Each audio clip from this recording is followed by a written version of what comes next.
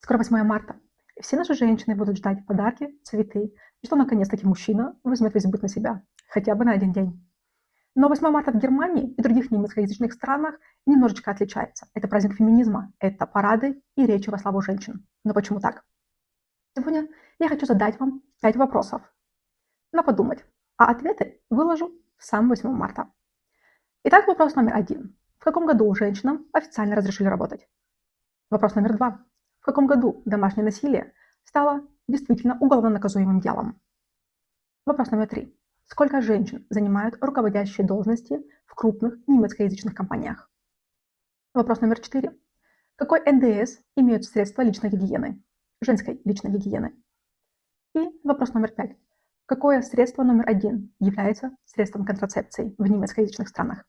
Подумайте, поразмышляйте. Не обязательно гуглить. Можете спросить у ваших немецкоязычных друзей. До 8 марта!